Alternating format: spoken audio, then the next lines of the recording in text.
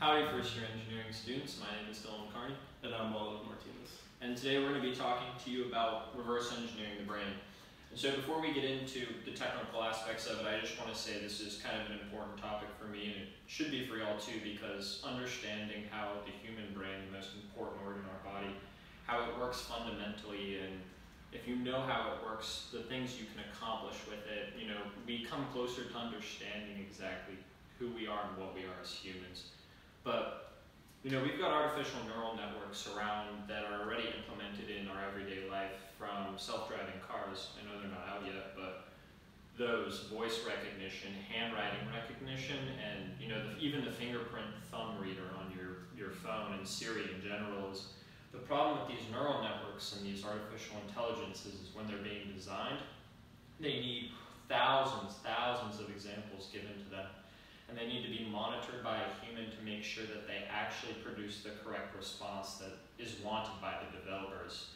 And so the whole idea behind reverse engineering the brain is to combine the common sense aspect of a human, because a human only needs 5 or 6 examples and doesn't need another human to supervise it when it's going through its learning algorithm.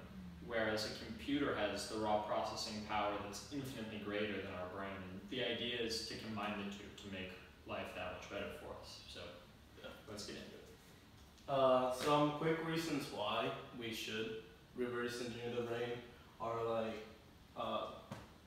by understanding the neurological pathways and the communication skills of the brain, how it communicates within itself, we can create cures to neurological disorders.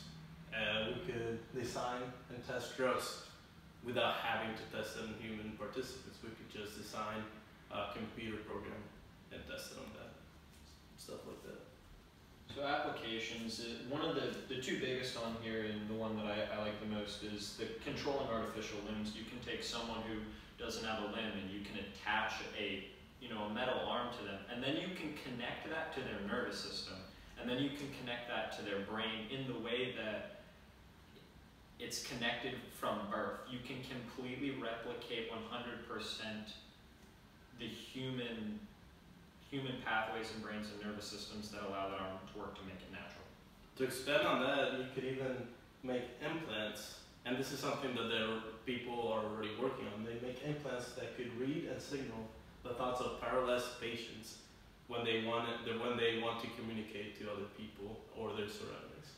And there's even AI devices that could be used to guide devices inside the human body for them to be able to diagnose, cure, or attack any problems that would be found inside the body.